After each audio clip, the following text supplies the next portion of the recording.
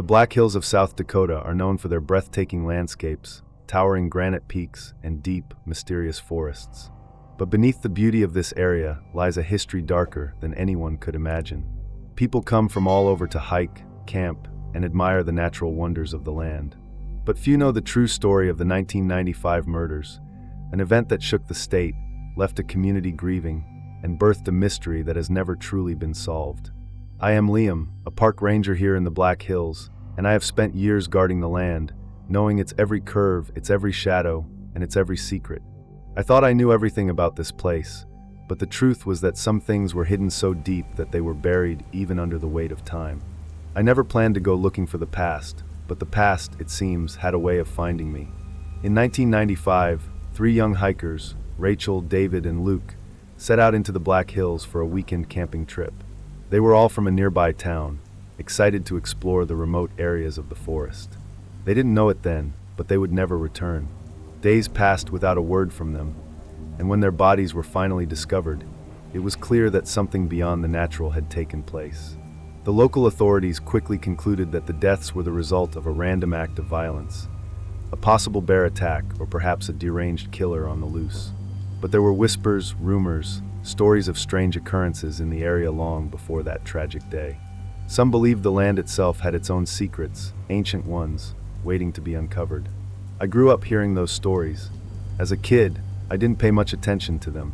Legends and myths were just that, tales meant to keep children from wandering too far into the woods.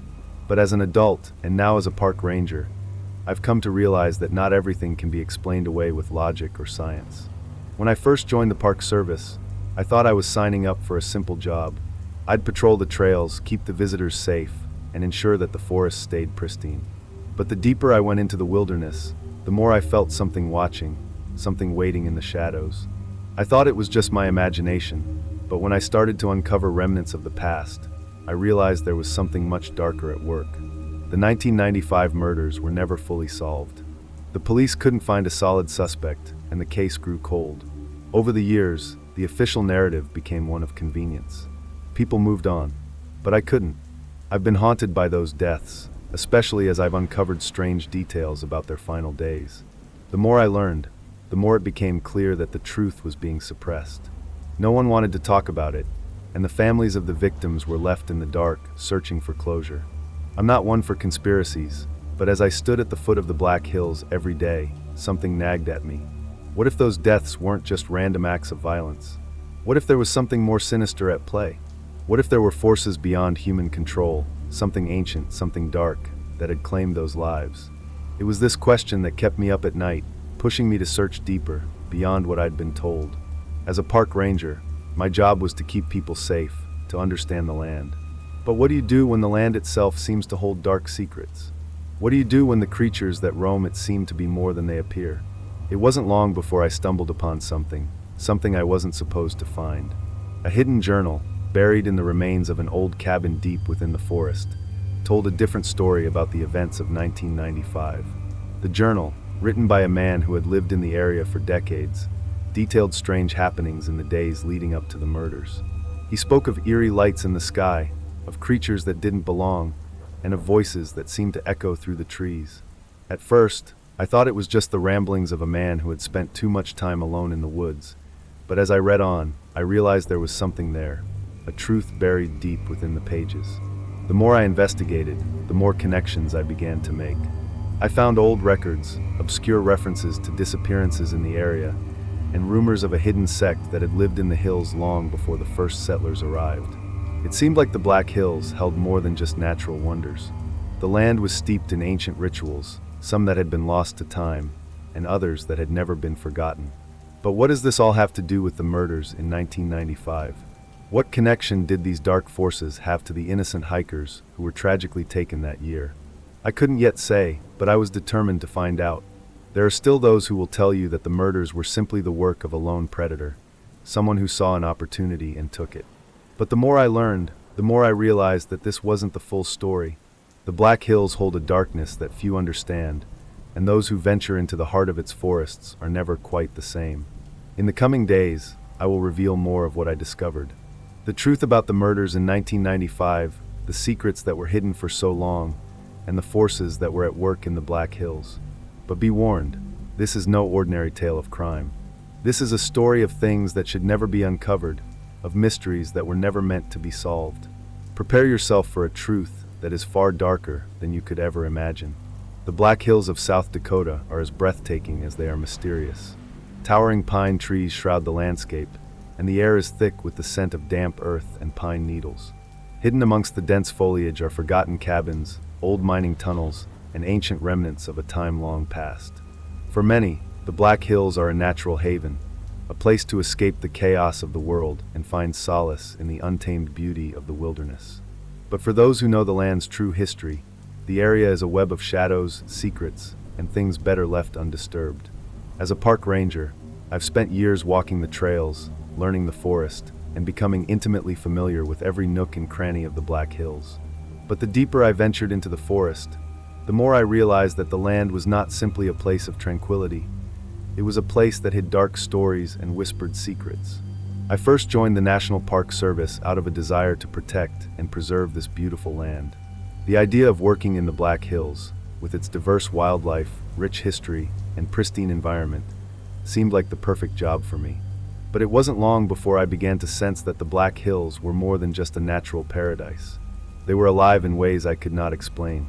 The strange happenings didn't start immediately. At first, everything was normal, quiet, peaceful. But over time, I began to notice unusual things. Footprints that didn't belong to any known animals. Disturbances in the soil, as if something had been dragging itself across the forest floor. Eerie lights in the sky that would appear without warning and then vanish, leaving no trace. I chalked these up to my imagination at first, the mind playing tricks in the solitude of the forest.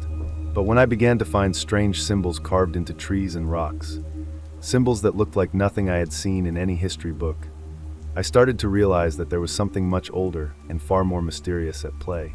Over the years, I came to know the land intimately. I studied its geography, its wildlife, and its history. I was aware of the sacred significance the Black Hills held for the Lakota Sioux, but there were other, darker legends that had nothing to do with the native tribes. These were stories passed down through whispered conversations, tales of creatures lurking in the forest, of ancient rituals that had been abandoned but not forgotten. Some said that the hills were cursed, that the land itself had witnessed unspeakable acts, and that the spirits of those who had died under mysterious circumstances still wandered the forests. I had always been skeptical of these tales, dismissing them as mere superstition. But after reading through the journal I found in the abandoned cabin, I began to wonder. The journal, written by a man named William Hughes, chronicled his experiences living in the Black Hills during the 1960s and 1970s. Hughes had come to the area as a prospector, searching for gold, but what he discovered was far more dangerous than any mineral deposit. In his journal, he spoke of strange occurrences, disappearances of local settlers, sightings of shadowy figures in the woods, and strange, high-pitched noises that echoed through the valleys at night. He also mentioned encounters with people who were not quite people, figures who would appear at the edge of the forest, only to vanish when approached. The most chilling part of Hughes's journal was his account of a cult-like group living deep in the forest. He referred to them as the Silent Ones, and described them as a secretive and reclusive people who had lived in the hills for centuries, predating even the Native American tribes. According to Hughes, they practiced strange rituals, worshipped an ancient, unnamed deity, and were rumored to have dark powers. Some said they were capable of controlling the animals of the forest. Others claimed they could influence the very weather itself. Hughes wrote that he had tried to leave the area after discovering their presence, but he was warned by the local tribes to never speak of what he had seen, or he would face dire consequences. I couldn't shake the feeling that Hughes's account was not just a product of his imagination. There were too many parallels between his experiences and the strange things I had encountered over the years. And as I delved deeper into the case of the 1995 murders, I began to see connections that I had never noticed before. The hikers who were killed, Rachel, David, and Luke, had ventured into the very area where Hughes had described the Silent Ones living. They had been exploring a remote section of the Black Hills, a place known for its treacherous terrain and its eerie, almost otherworldly atmosphere. At first, I thought it was just a coincidence, but as I continued my investigation, I found evidence that suggested otherwise. Local reports indicated that the hikers had encountered something strange before they died. Witnesses who had been in the area around the same time spoke of hearing unusual noises, like chanting or distant drumming, echoing through the trees. One witness even claimed to have seen figures moving through the fog, tall, shadowy shapes that seemed to glide effortlessly through the underbrush. But no one had ever come forward with a solid explanation of what they had seen, and the police had written it off as the overactive imaginations of frightened campers. As I uncovered more details, it became clear that the murders were not the work of a random killer or a simple animal attack. There was something more at play, something ancient, something that had been waiting in the shadows for years. The Black Hills were not just a place of natural beauty, they were a place of power, a place where dark forces had been allowed to fester and grow.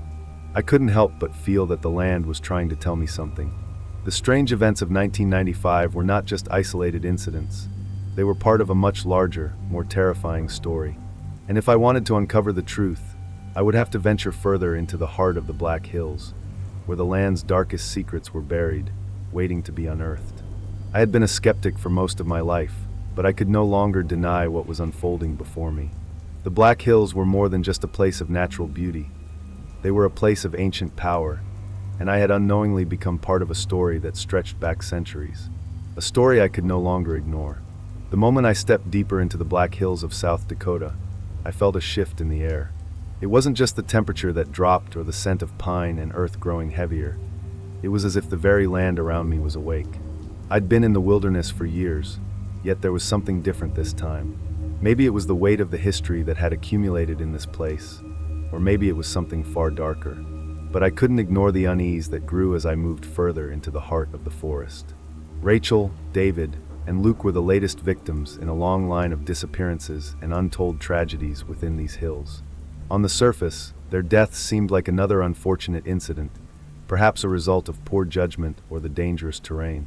But the more I dug into their deaths, the more I uncovered a series of unsettling connections between their murders and the legends that had always been dismissed as mere folklore. As I ventured into the area where the trio had last been seen, the temperature seemed to drop even further. The trees towered above me, their branches thick and tangled like the fingers of an ancient hand, blocking out much of the sunlight. The forest was silent, save for the occasional rustling of leaves and distant animal calls. It was as though the land itself was holding its breath, waiting for something to happen. The first clue I found was a piece of torn clothing, David's shirt. It was caught on the jagged edge of a rock near a cliffside that looked too steep for any normal human to climb. The fabric was frayed, and there were dark stains on it that I couldn't immediately identify. I knelt down to examine the spot, and that's when I noticed something peculiar. Strange markings on the rocks around me. At first, they looked like random scratches, but upon closer inspection, I saw they formed an intricate pattern, something deliberate, not an accident. The marks weren't just made by natural forces. These were symbols, like the ones I had seen in William Hughes's journal. I took a photograph of the marks and carefully made my way back to the nearest ranger station, my mind racing. The symbols were unmistakable. They resembled those that had been reported in sightings of the Silent Ones, those mysterious figures Hughes had written about. But this time, they were far closer to reality than any ghost story. They were real. This was real. As I combed through old ranger records, I discovered that similar symbols had been found in other areas of the park, though they were never officially linked to any particular event. In fact, the reports were vague, buried under years of bureaucracy and dismissal. The park's archives suggested nothing out of the ordinary, but I knew better now. What had started as superstition had grown into something far more tangible and terrifying. The breakthrough came when I found an old map from the 1950s, tucked away in a dusty folder. The map marked several locations within the park with strange symbols, ones that closely matched the markings I had seen on the rocks. Some of these locations were near the caves, areas known to be treacherous and rarely visited by anyone outside of a select group of adventurers. The map was old and the ink was fading, but there was no mistaking it. The caves where the hikers had been found were in proximity to these marked locations. It wasn't just the markings or the strange occurrences that unsettled me. It was the stories. The town of Lead, a small mining settlement nearby, had its own history of strange events, disappearances, unexplained deaths, and an undercurrent of fear that ran through the town's people. The locals, especially the older generations, spoke of a group of settlers who had disappeared without a trace over a century ago, in a similar manner to the hikers. Some believed that the group had uncovered something deep within the hills, an ancient power or an entity that had been waiting, biding its time, for the right moment to reveal itself. Others whispered about the Silent Ones, who had reportedly seen the settlers as intruders and took it upon themselves to protect their sacred land. I wasn't sure what to believe anymore.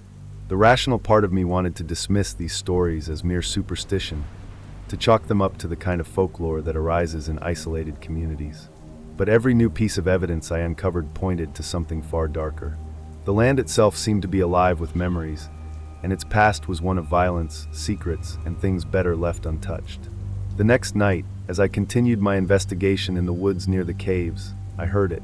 At first, it was a faint sound, barely audible, almost like the wind through the trees. But then, as I moved further into the forest, the noise grew louder. It was rhythmic, almost like drumming. A deep, resonant beat that seemed to come from the very earth itself. I froze. The air became thick with tension, and the hairs on the back of my neck stood on end. I scanned the forest around me, but saw nothing. Just trees, shadows, and an unsettling sense of being watched. The drumming continued, echoing in the distance. That's when I saw them. Figures, dark, indistinct shapes, moving in the periphery of my vision. At first, I thought they were shadows cast by the trees, but they moved too fluidly, too deliberately to be part of the forest. I felt a chill run down my spine, my breath catching in my throat. They were out there, watching. I couldn't tell if they were human or something else, something older, something that didn't belong to this world. The drumming grew louder, and I could feel the weight of it in my chest, as if it were trying to pull me toward it, to draw me deeper into the forest. In that moment, I understood the gravity of the situation. The hikers' deaths were no accident. They had stumbled upon something that should have remained hidden. And now, I had been drawn into it, too. What had begun as a simple investigation had become a journey into the heart of darkness itself, where no answers could be found without facing the terrifying truth. But I wasn't ready to turn back. I had to know the truth, no matter the cost. The forest was calling to me now, and I had no choice but to follow. As I continued my investigation into the deaths in the Black Hills, I realized that the case wasn't as simple as I had initially thought. The layers of mystery, history, and tragedy became more complex with each step. What seemed like a straightforward job, uncovering the truth behind the hikers' deaths, was revealing connections to a much darker and broader story. A story that had roots in the very foundation of the land itself. But there were other, more personal subplots intertwined within this narrative that I had to confront. One of the first complexities I encountered was my own skepticism. As a police investigator, I was trained to approach cases with a rational mindset. I believed in facts, evidence, and the law. But this situation was different. Every clue I unearthed led me deeper into a world where logic no longer held sway. The markings on the rocks, the strange symbols, the unsettling noise that seemed to emanate from the earth itself, it all pointed to something beyond human understanding. Yet, despite the mounting evidence, I struggled to reconcile what I was discovering with the scientific, rational world I had spent my career upholding. This internal conflict gnawed at me, forcing me to confront my own beliefs about the nature of reality and the supernatural. It was as if I had stepped into a world where there were no clear answers, only dark and eerie questions. Another complication was the role of the town of Lead, which had its own complicated history. The town's older residents were steeped in the folklore and mysteries of the land, and they treated the supernatural as something real, not just myth. Many of them had lived through the disappearance of settlers a century ago, and they spoke in hushed tones about the cursed nature of the Black Hills. While some of the locals embraced the mystery, others remained suspicious of outsiders like myself, viewing me as an intruder seeking to disturb what had been left undisturbed for generations. In fact, I quickly realized that the community itself was divided on how to handle the situation. There were those who wanted the truth exposed, even at great personal cost, while others wanted to keep the land's secrets buried, unwilling to confront what they might find. During one of my visits to the town, I met a man named James Sinclair, an elderly local who had spent much of his life living in the hills. He was one of the few people in town who had directly encountered the mysterious disappearances and deaths that plagued the area. Sinclair was a quiet man, but something about the way he spoke sent a chill down my spine. It wasn't just his words, but the way he carried himself, like someone who knew too much and was afraid of what would happen if he said too much. Over a drink at the local tavern, Sinclair shared a story that chilled me to my core. He spoke of a group of settlers who had come to the area in the late 1800s, seeking to claim land in the hills. However, they had mysteriously vanished, their belongings left behind, and no trace of their whereabouts ever found. But Sinclair claimed that the settlers had uncovered something deep in the earth, something that had been waiting for centuries to be discovered. According to Sinclair, the settlers' disappearance was not an accident. They had disturbed something ancient and malevolent, an entity or force that had claimed the land as its own. Sinclair's words were cryptic and vague, but he made it clear that the settlers weren't the only ones to meet this fate. There had been others since, hunters, trappers, and adventurers, each one dying under mysterious circumstances or disappearing without a trace. He claimed that the hills themselves were cursed, and that the spirits of the settlers still roamed the land, watching and waiting for anyone who dared trespass. The implications of Sinclair's words were staggering. If what he said was true, the hikers' deaths were merely the latest chapter in a long and tragic history. The forest wasn't just a place of danger, it was a place of profound evil, and I had stepped into it without fully understanding the consequences. But Sinclair's story was just the beginning of the complications I had to face. The deeper I got into my investigation, the more I realized that there were other forces at play, forces I hadn't anticipated. For one, there was the matter of the government's involvement in the case. The FBI had taken an interest in the deaths, but their efforts seemed half-hearted, as if they were just going through the motions. I began to suspect that there was something the authorities weren't telling me, something they were actively hiding. Perhaps the deaths of the hikers and the other mysterious disappearances were part of a larger cover-up, one that stretched back decades. I began to uncover records of government investigations into strange phenomena in the Black Hills, investigations that were abruptly stopped or buried under bureaucratic red tape. The more I uncovered, the more I began to realize that the government might know more than they were letting on, and I was left to wonder why they hadn't shared this information with me. As if the strange happenings in the forest weren't enough, I also had to contend with the personal toll this investigation was taking on me. The more I learned, the more my mind seemed to unravel. I found myself unable to sleep, my thoughts constantly preoccupied by the eerie whispers I had heard in the woods and the symbols I had found etched into the rocks. The darkness of the forest seemed to seep into my mind, and I couldn't shake the feeling that I was being drawn into something much bigger than I had ever anticipated. My relationship with my colleagues and even my family began to suffer as I became obsessed with the case. I couldn't talk to anyone about what I was experiencing because I knew they wouldn't understand. It was like I had crossed a line and there was no going back. But the most unexpected subplot in this entire investigation was the connection I had to the Black Hills. I had grown up in a small town not far from the park, and as I delved deeper into the history of the region, I began to uncover personal connections to the past. I discovered that my own family had lived in the Black Hills long before I had ever become a police investigator. My great-great-grandfather had been one of the early settlers of the area, and his name appeared in old records that seemed to tie him to the mysterious disappearances. I had always thought of myself as an outsider, a rational investigator who didn't believe in the supernatural. But now, it seemed that my own bloodline was inextricably tied to the land, and I was being forced to confront the dark history I had never known. All these subplots, my own internal conflict, the cryptic stories from the locals, the government cover-ups, and my own family's connection to the land, came crashing together, making it clear that I was not just investigating the deaths of a few hikers. I was uncovering a history of violence, betrayal, and darkness that had haunted the Black Hills for centuries. The forest was more than just a place, it was a living entity, holding secrets that no one should ever know. And as I ventured deeper into its heart, I realized that I might never escape its grasp. It was a cold, bitter night when the turning point came. I had spent days in the Black Hills, the weight of the investigation pressing heavily on my shoulders. The deaths of the hikers, the whispered rumors from locals, the eerie symbols carved into trees and rocks, and the unsettling experiences I had gone through. It all began to blend together in my mind, forming a web of confusion, fear, and dread. Each time I thought I was getting closer to the truth, another strange event would occur, pulling me further into the abyss of uncertainty.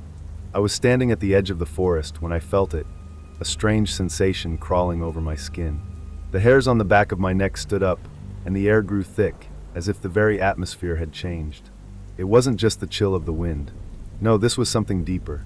It was a feeling that I had never quite experienced before, a feeling that the land itself was watching me. The Black Hills weren't just a forest. They weren't just trees and rocks and trails. They were alive in a way that I couldn't explain. I had been investigating the area for weeks, speaking with locals, piecing together historical accounts, and collecting evidence of the strange occurrences that seemed to plague the land. But it was during this night, as I stood alone at the edge of the forest, that everything began to shift. I was no longer an outsider simply observing. I had crossed a threshold, and the land had recognized me. I had become part of the mystery, and the mystery was now part of me. I had been following a lead from James Sinclair, the elderly man I had spoken to earlier in the town. He had told me about the old legends of the Black Hills, stories of ancient rituals, strange markings, and disappearances. At the time, I had dismissed most of what he said as folklore, but as I delved deeper into my investigation, the stories began to make sense. They were more than just tales. They were warnings. The Black Hills had always been a place of darkness, a place where the natural world and the supernatural collided in strange and terrifying ways. The hikers' deaths weren't just random acts of violence. They were part of something much larger, something that had been waiting for centuries to resurface. On that particular night, I had made my way back to the spot where the hikers had been found. The place where their bodies had been discovered was isolated, deep within the forest, far from any trails. The air was thick with mist, and the trees loomed overhead like silent sentinels. I had come here before, but tonight felt different. There was something about the atmosphere that felt oppressive, as if the land itself was holding its breath. I was standing by the edge of a small clearing when I saw it. A shadow moved quickly across the forest floor, just out of the corner of my eye. I whipped my head around, but saw nothing. My heart pounded in my chest, and I couldn't shake the feeling that I was being watched. The silence of the forest seemed to deepen, pressing in on me. Even the wind had stopped, leaving an eerie calm. Then from the trees came a low, guttural growl. It was a sound that sent ice through my veins. I froze, not sure whether to run or stand my ground. The growl came again, louder this time, followed by the rustling of leaves and the snapping of branches. I could hear something moving in the shadows, but I couldn't see what it was. My instincts screamed at me to turn and flee, but I was rooted to the spot, unwilling to leave until I knew what was happening. I reached for my flashlight and turned it on, the beam cutting through the dark. My hand shook as I scanned the area, but I found nothing. There was no creature, no beast, only the same eerie, empty trees. Yet I could still feel its presence. The growls continued, coming from all directions now, as though they were closing in on me. The forest had come alive, and it wasn't pleased with my presence. In that moment, I realized that I wasn't just dealing with some isolated case of criminal activity or a series of random deaths. The hikers' deaths were part of something much more profound and terrifying. This was a battle between the land itself and those who dared to tread on it. The Black Hills were a cursed place, bound to ancient forces that none of us fully understood. And the entity that lurked within the forest wasn't just a myth. It was real, and it wanted something from me. My mind raced, trying to make sense of everything I had discovered so far. The markings on the rocks, the whispers in the wind, the strange disappearances, all of it was connected. The creatures that had been hunting the hikers weren't of this world, at least not in the way we understood it. They were spirits, guardians of the land, trapped in a timeless cycle of vengeance. They were the ones who had claimed the settlers all those years ago, and they had returned to claim more victims. The people who had died weren't just casualties of nature. They were sacrifices to appease these ancient beings. It all clicked into place in an instant. I wasn't just a bystander. I was now part of this twisted cycle, just as much a target as the hikers before me. The land had claimed me as its own, and I was about to become one more victim of its dark, unyielding power. The growls grew louder, closer now, and I could feel the heat of breath against my skin. Something massive, something otherworldly was coming for me. I reached for my gun, but my hand trembled. It felt pointless. No weapon could fight what I was up against. In that instant, everything seemed to slow down. The shadows in the trees grew darker, more solid. I could feel the weight of the forest pressing against me, suffocating me. I was no longer in control. The land had taken over. I had crossed the point of no return. And then, without warning, the creature, whatever it was, lunged from the shadows. Everything went black. That was when the truth became undeniable. The Black Hills weren't just cursed, they were alive. And I had stepped into their grasp. The impact of that night's events would reverberate through my mind for years to come. The Black Hills had changed me. What I encountered on that terrifying evening, when the darkness seemed to envelop me, the growls from the forest filled the air, and I realized how powerless I truly was beyond any rational explanation. No one would believe what happened, not unless they saw it with their own eyes, and I knew that I was one of the lucky ones to walk away. Though the creature's attack never came in full force, I had felt its presence, its fury, its hunger, and it left an indelible mark on me. The immediate consequences were impossible to ignore. I was never the same after that night. In the days that followed, I couldn't sleep. My mind was haunted by the growls and the feeling of eyes on me, the heavy weight of the forest that seemed to press down on me even when I wasn't there. There were times when I would hear rustling in the trees, or a sudden snap of a branch in the woods, and I'd freeze, waiting for something to emerge. But nothing ever did. It was as if the creature, or whatever force had attacked me, was keeping its distance, allowing me to live with the constant, crushing dread of what I'd experienced. It tormented me in my waking hours and in my dreams. The nightmares were the worst. I would wake up in a cold sweat, heart racing, unable to shake the sensation that the creature was still lurking nearby, just out of reach, waiting to strike again. I would lie awake, listening for the sounds of footsteps or growls, expecting them to find me no matter where I went. I tried to tell myself that it was just my mind playing tricks on me, that the darkness of the forest had made me paranoid. But deep down, I knew the truth. What I encountered in the Black Hills wasn't something that could be explained away by logic or reason. It was something ancient, a power as old as the land itself, and it had seen me, marked me. In the aftermath, I took time off from my work as a police investigator, unable to cope with the psychological toll the ordeal had taken. I needed distance from everything, from the forest, from the memories, and from the terrible truth I had uncovered. The department didn't know what to make of my sudden leave, and I couldn't bring myself to tell them what had really happened. No one would have believed me if I tried to explain. The people in the town spoke of the Cave of the Assassins as folklore, as an old tale passed down by locals. But I had seen firsthand the dangers that lived within those hills, and no matter how hard I tried to ignore it, I couldn't unsee the horrors that had transpired. The case of the 3 hikers in 1995 remained unsolved, though I now understood the real reason behind their deaths. They hadn't been murdered by a person. They hadn't died in some tragic accident. They had become sacrifices, unwilling victims to the ancient power that controlled the land. The Black Hills were not just a natural preserve. They were a sanctuary for something far more sinister, something that demanded blood. And now I knew. I had been the next target. The authorities continued to search for answers, but I kept my distance, unwilling to participate any longer. I couldn't be a part of this investigation anymore. I had witnessed the truth, and that truth had shattered my worldview.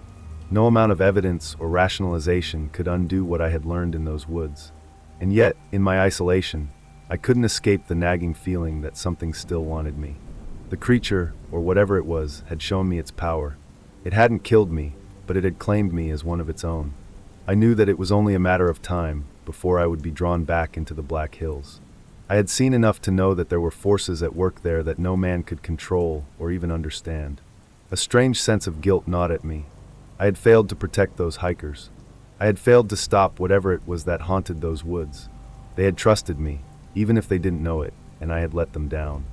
I couldn't help but wonder if I was meant to be the next one to disappear, to become another nameless victim of the Black Hills, or if I was destined to uncover the full truth, even if it meant losing myself in the process. There were days when I considered going back, returning to the place where I had felt its presence so strongly. But each time I thought of stepping foot in those woods, my stomach would tighten, and the memory of that growl would rise in my throat. I was afraid, terrified even. The creature was real. The terror I had felt was real. And despite everything inside me screaming to leave it alone, a part of me, something deep and primal, knew that I would never truly be free of it. I had been marked by the land, and no amount of distance, no amount of time, could undo that. I found myself looking over my shoulder more often. I'd hear a rustle in the woods and glance around, my heart skipping a beat. Was it just a deer? A bird? Or was it something else, something that had been waiting for me to return? The nightmares persisted. The fear didn't go away. I had uncovered the truth. The Black Hills were haunted, and there were forces there far beyond my comprehension. But it wasn't over yet. I couldn't leave it behind. Not until I found out what it wanted. What I wanted to know was simple. Why had it spared me? Why hadn't it killed me like it had the others? Would I eventually be pulled back into the forest, consumed by the same ancient terror? Or had I become a part of its cycle, marked for something far worse? The truth was out there, waiting. But I was no longer sure I wanted to face it. The days following the events in the Black Hills were a blur. I drifted through life, a shell of the man I once was. I wasn't sure how to go on, how to reconcile the terrifying truth I had learned with the life I had before.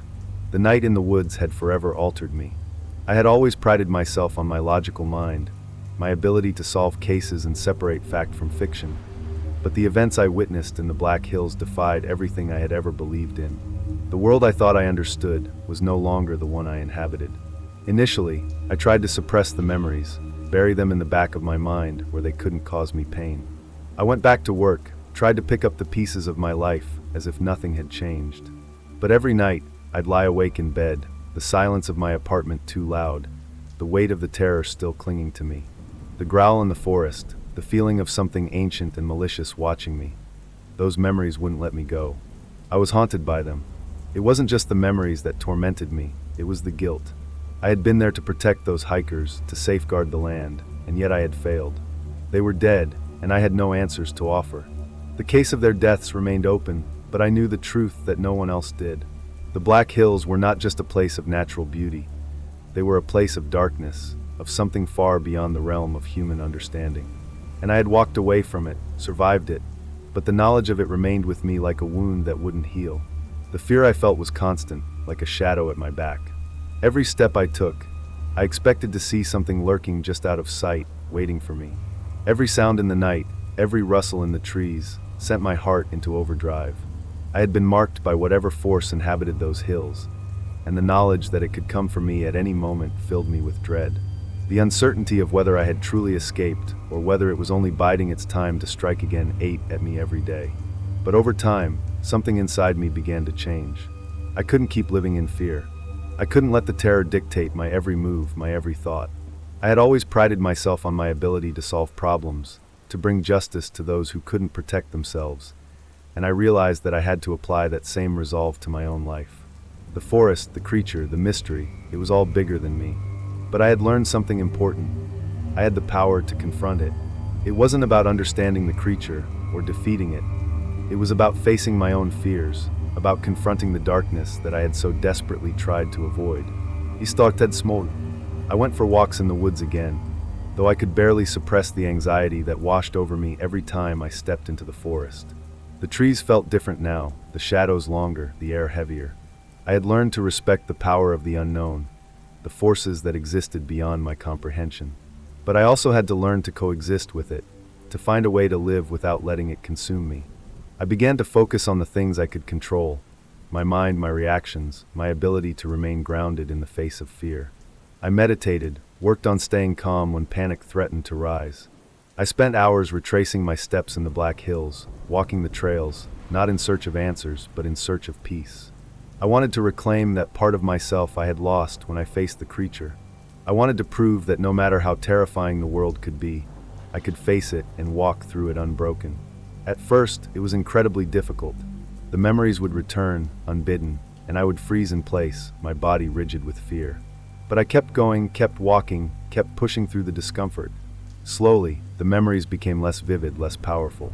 The terror still lingered, but it no longer controlled me.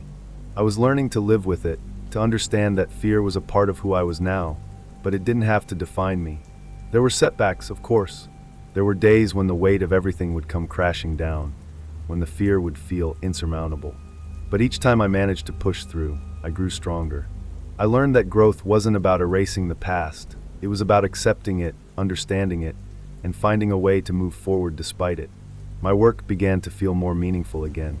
I took on cases, though I was careful not to overburden myself. I wanted to be present, to help, but I didn't want to drown myself in the darkness of the world again. I found solace in the small victories, solving a case, helping a family, bringing justice to someone who needed it.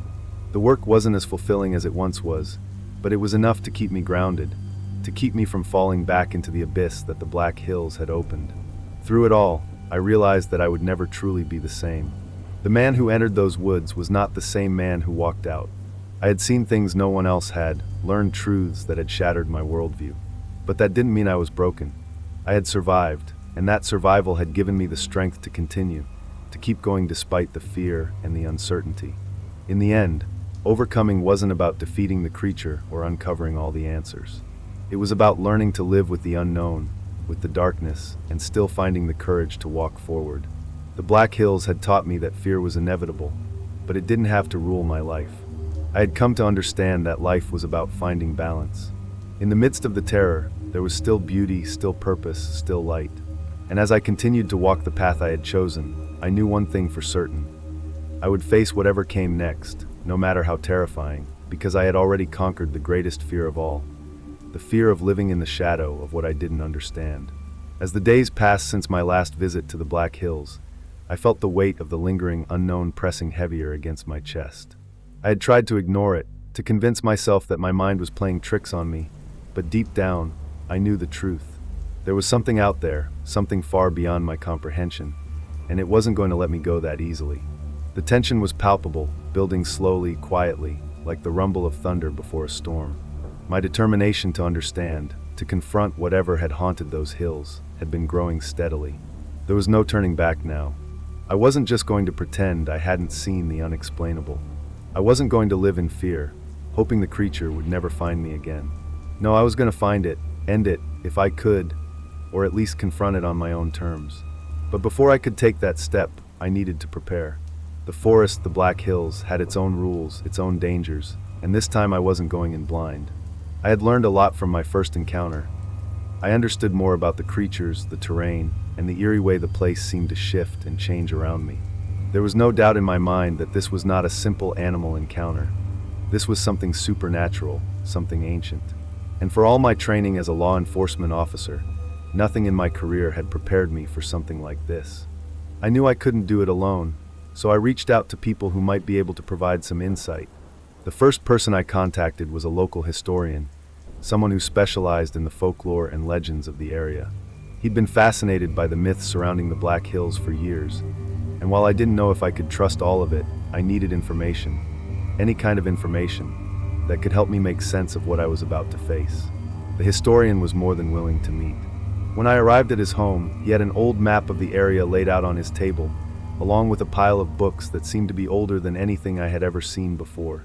He spoke in a low, deliberate voice as he explained the ancient tales that had been passed down by the local tribes, stories of creatures that stalked the woods, beings of shadow and smoke that preyed on those who dared enter their domain.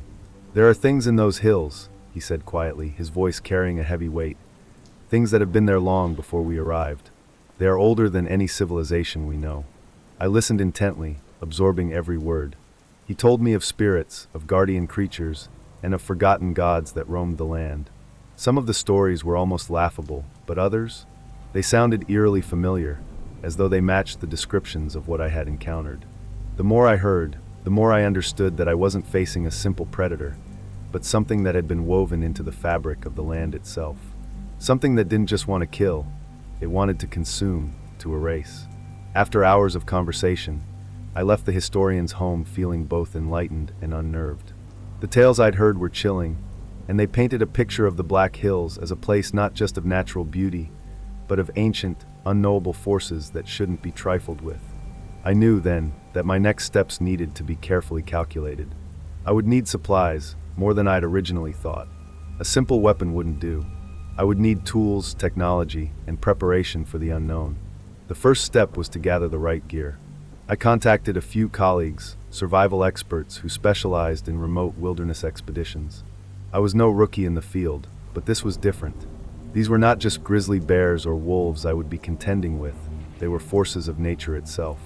I made a list: high-powered flashlights, thermal cameras, night vision goggles, and the best survival gear I could afford. I was also prepared for the worst-case scenario, packing emergency rations and a satellite phone, though I had no illusions that technology would save me if the creature had other plans. I also consulted with the local rangers, those who worked the Black Hills regularly.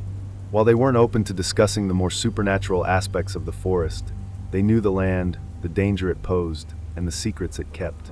They had their own stories of strange encounters, some of which bordered on the inexplicable. But they spoke in hushed tones, almost as if acknowledging the darkness might somehow make it real. In the end, I didn't expect to find answers from them, but I did get useful advice on the terrain, how to navigate the dangerous parts of the forest and avoid the most treacherous areas. With the gear ready and the knowledge I had gathered from both the historian and the rangers, I set my sights on the Black Hills once more. But this time, I was prepared.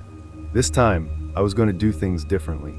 I wasn't going to charge in blindly, driven only by a desire for answers. No, I was going to take my time, observe, and make sure I was always 2 steps ahead of whatever lay in wait for me.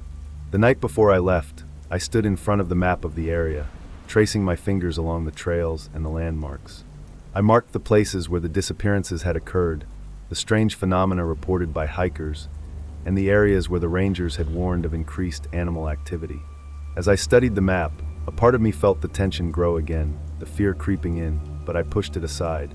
Tomorrow, I would enter the Black Hills once more, not as an investigator, but as a man who knew the truth, that the supernatural wasn't just a thing of myths, and that this time, I was ready to confront whatever it was that had been lurking in the shadows of that forest for centuries. I wasn't just walking into the woods again. I was walking into the unknown, fully aware of the dangers and fully prepared to face them.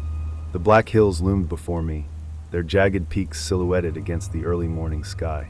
The weight of the forest pressed on my chest, an almost suffocating presence that seemed to be waiting for me, daring me to step forward. I had spent days preparing, gathering information, assembling tools, but nothing could truly prepare me for what was to come. I was about to step into the heart of a place that held dark secrets, secrets far beyond anything I could have imagined. I had arrived at the trailhead just before dawn, the air thick with the scent of pine and damp earth. The trees towered above me like silent sentinels, their branches twisting into eerie shapes, casting long shadows that stretched across the path. There was an unsettling stillness in the air, as though the forest was holding its breath, waiting for something. I shook off the unease and began my journey, my boots crunching against the fallen leaves beneath me. I had chosen to start at the northernmost trail, where the first reported disappearances had taken place. The terrain was rugged and unforgiving, a mix of dense forest and rocky outcrops. I moved slowly, carefully, constantly scanning my surroundings. The tools I'd brought, thermal cameras, night vision goggles, and a satellite phone, were stowed in my pack, but I wasn't relying on them just yet. I needed to trust my instincts, to feel the forest around me. The stories I'd heard echoed in my mind, but I pushed them aside. I wasn't here for ghosts or legends. I was here for answers. The deeper I ventured into the woods, the more I began to feel that strange presence again, the feeling that something was watching me, following me. It wasn't just the usual paranoia that comes with being alone in the wild. This was something else. It was as though the forest itself was alive, aware of my intrusion. I paused, looking around, but there was nothing out of the ordinary. No sounds, no movement, only the whisper of wind through the trees. I pressed on. Several hours passed before I reached the site of the first strange event. A clearing where a group of hikers had been found months ago, their bodies torn apart in ways that defied explanation. The rangers had told me that animals could do that, but their eyes had said otherwise. They didn't believe their own words. I crouched down, inspecting the area. The ground was soft with a thick layer of fallen leaves, but I could make out faint impressions in the earth, footprints, though not like any I had ever seen. They were too large, too irregular, like something that had been walking on 2 legs, but not quite human. My heart began to race. I took out my thermal camera and scanned the area, my breath shallow in the cold air. The screen flickered, then settled on an image, a heat signature, not far from where I stood. It was large, far too large to be any animal I knew of. And it was moving, slowly, deliberately. The hairs on the back of my neck stood up. I wasn't alone. I grabbed my pack and pulled out the night vision goggles, strapping them to my face. The world around me transformed into shades of green and black, the details of the forest obscured in the low light, but the shape in the distance was unmistakable. It was moving towards me. For a moment, I considered running. The logical part of my brain told me to turn around, to get out while I still could, but the rest of me, the part that had come all this way, refused to let me retreat. I had to know what it was, what had caused the deaths, what had been haunting these woods for so long. I followed the heat signature as it drifted deeper into the forest. The creature, or whatever it was, seemed to be aware of me, keeping its distance as though playing a game. I kept my movements slow and deliberate, trying to keep my breathing steady. The further I went, the more the forest seemed to close in on me. The trees grew denser, the shadows deeper. It was like I was being swallowed whole. Then, without warning, the ground beneath my feet trembled. A low rumble echoed through the trees, as though the earth itself was groaning in protest. My heart skipped a beat. I knew that sound. I had felt it before, during the first night when I had seen the creature for the first time. Those vibrations in the ground that signaled its presence. The heat signature on my screen began to move faster now, as if it had sensed that I was closing in. I quickened my pace, adrenaline pumping through my veins. My breath was coming in short gasps, but I didn't stop. I couldn't. I pushed forward, the night vision goggles guiding my way, until I stumbled upon the source of the vibrations. The creature was standing there, just ahead of me, its massive form silhouetted against the trees. It was unlike anything I had ever seen. Its body was a twisted mix of shadow and solid form, its eyes glowing faintly in the dark. It was taller than any man, its limbs long and unnatural, with claws that seemed to glint in the night. The creature turned slowly to face me, and for a moment, time seemed to freeze. Its eyes locked onto mine, and I felt an icy chill race down my spine. It wasn't just a predator, it was something ancient, something that existed outside of normal time and space. I was no longer an investigator or a ranger. I was prey, and then it lunged. The world exploded into motion, and I barely had time to react. My instincts kicked in, and I fired my weapon, though I knew it wouldn't do any good. The creature shrieked, a sound that was both animal and something far more unsettling, and leaped back into the trees, vanishing into the darkness before I could get another shot off. I stood there, frozen, heart pounding in my chest. The creature was gone, but I knew it wasn't over. It never was. The forest had claimed its victims before, and now it was clear it had claimed me too. The Black Hills were not just haunted by ghosts, but by something far darker. Something that had existed long before mankind, and would likely exist long after we were gone. I wasn't just a man searching for answers anymore. I was a part of the mystery, and the Black Hills would never let me forget that. I walked away from that encounter, though walked may not be the best term. I stumbled. I didn't run because I couldn't. I wasn't sure if I was in shock or if something else had paralyzed me. Maybe it was just sheer terror, the kind that seeps into your bones, making you feel as though every step you take could be your last. What had I just seen? What had I barely escaped from? The creature, if it could even be called that, wasn't human. It wasn't any animal I had ever encountered in my career, and certainly not something that fit into any scientific classification. It felt ancient, something old, something that shouldn't exist in the world I knew. I had come to the Black Hills with a mission, to investigate the strange deaths, to uncover the truth behind the disappearances, and to put an end to the nightmare that had haunted these woods for decades. What I found was a creature that seemed to exist outside of the rules I had spent my life studying. Its power, its intelligence, and its ability to stalk without being seen. It was beyond comprehension. As I made my way back to civilization, my thoughts were a tangled mess. Was the creature supernatural? Was it a cryptid like so many stories and legends claimed? Or was it something else entirely, an undiscovered predator, lurking in the fringes of the wild, waiting for an unlucky soul to cross its path? I didn't know, and I wasn't sure if I even wanted to know. What I did know was that I had barely survived the encounter. There was something out there in those woods, something far more dangerous than I could have ever prepared for. But I also realized something else. I couldn't let it go. I had to warn others. There were more victims, more families whose lives had been shattered by what happened in those woods. I had to tell them the truth, even if they would never believe me. I had to make sure the creature didn't claim any more lives. I had to find a way to stop it, even if it meant risking my own. By the time I reached the nearest town, the sun was setting. The normal sounds of the world, the hum of distant traffic, the chatter of people, seemed so far removed from the terror of the Black Hills. I felt disconnected, like I was no longer part of this world. I felt like an outsider, just as the creature was. It had shown me something terrible and undeniable, and I couldn't unsee it. The police, the authorities, no one would believe me. No one would understand the things I had witnessed in the dark corners of the forest. But I had to tell them. Maybe they wouldn't listen, but the truth needed to be out there.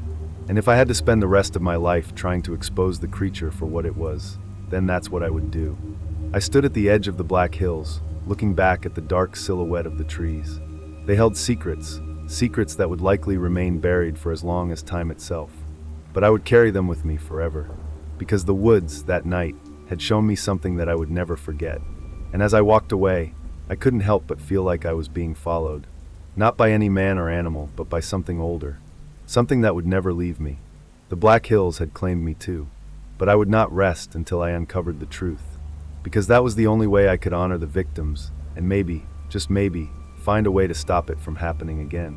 And so I made a vow to myself. I wouldn't stop. Not until I had found the answers, even if it cost me my life. The Black Hills would not claim me without a fight. Months have passed since that harrowing night in the Black Hills. I've shared my story with no one, unsure whether I should expose the truth or keep it hidden, as the creature still lurks, waiting. The authorities dismissed my findings as the ramblings of a traumatized man, but I know what I saw. It haunts my every waking moment, and I've made it my mission to uncover the secrets buried in those woods. The Black Hills are still calling me back, and though I'm not sure if I can survive another encounter, I'll face it, because the truth must be known. If you've ever wandered into the unknown, or felt the pull of a mystery too powerful to ignore, then heed this warning. There are things in this world that should remain untouched. The Black Hills hold secrets that some would rather stay buried. If you're ever in the area, be careful where you tread and whom you trust. And if you have your own stories of strange encounters, unexplainable events, or brushes with the supernatural, share them. We need to uncover the truth before it's too late. Your voice could be the one that finally exposes what's hidden in the shadows.